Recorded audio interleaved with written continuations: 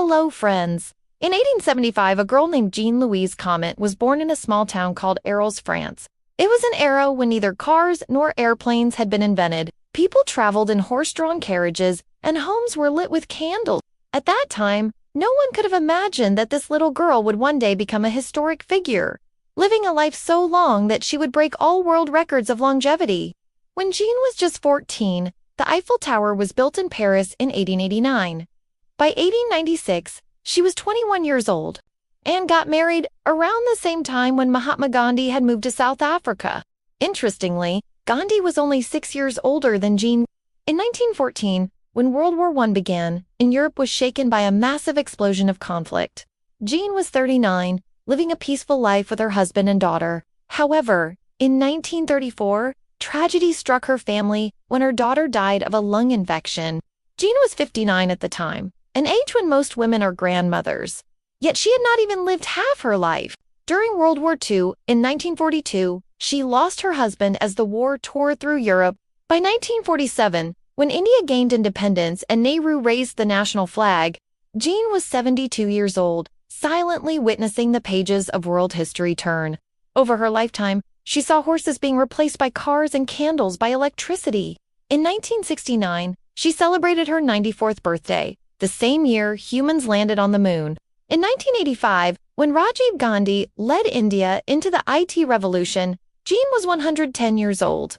Until then, she was still living independently, but eventually moved into a nursing home. It was in 1988 that the world began to take notice of her, recognizing her as the oldest living human. When Jeanne passed away in 1997 at the incredible age of 100, the digital age of computers and the internet had already begun. She had crossed all boundaries of human imagination, setting a record for the longest confirmed human lifespan, a record no one has broken to date. So what was her secret? Was it just luck? While it's true that living for 122 years requires a significant amount of luck, scientists wanted to know how much of such a long life is influenced by genetics and how much by lifestyle. Between 1870 and 1900, a famous scientific study was conducted in Denmark involving more than 2,800 twins. The Danish twin study concluded that only 20% of a person's life expectancy is influenced by genetics, while 80% is shaped by lifestyle and environment. This includes diet, exercise, habits, and daily routine.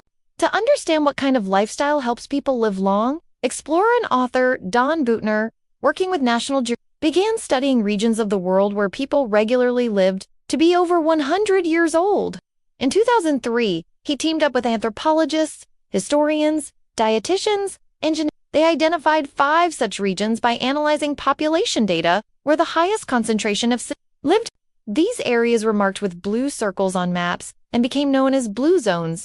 The 5 blue zones are Sardinia in Italy, Okinawa in Japan, the Seventh-day Adventist community in Loma Linda, California, the island of Icaria in Greece, and the Nicoya Peninsula in Costa Rica. People in these zones live significantly longer than the global average, not because of clean water or air alone, but primarily due to shared lifestyle habits.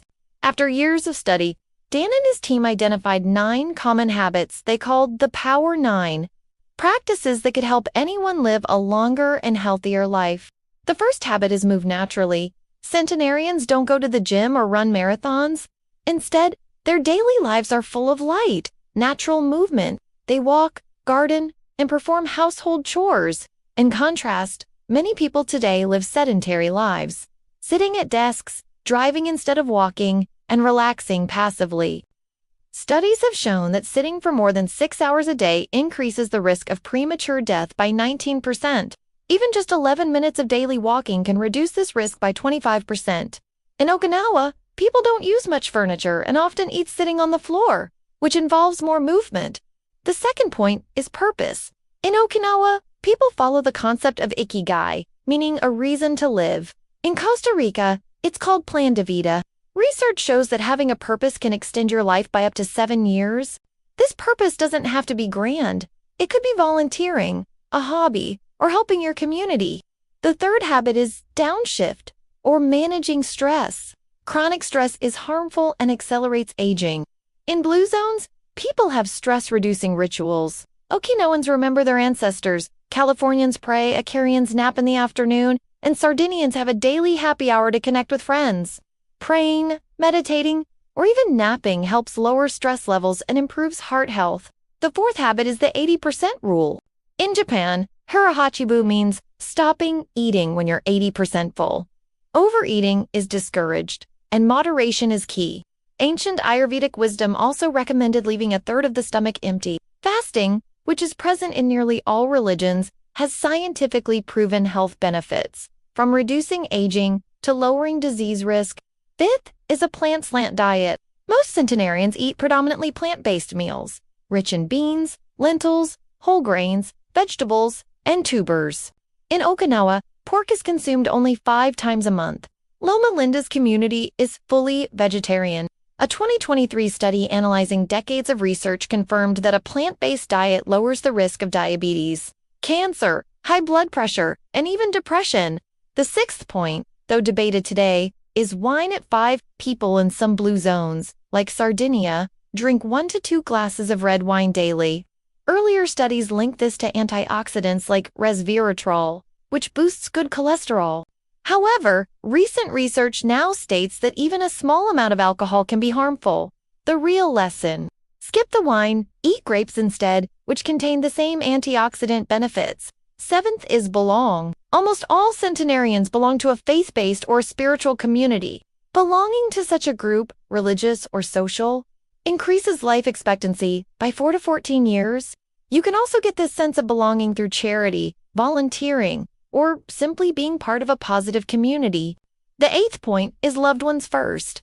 People in blue zones prioritize family. They often live close to or with elderly parents and grandparents. They remain loyal to their spouses, which research says can add 3 more years to life. They also invest deeply in their children's lives. Finally, the ninth habit is asterisk right tribe. Asterisk in Okinawa, people have tight-knit social circles. These groups, known as moe, support healthy behaviors.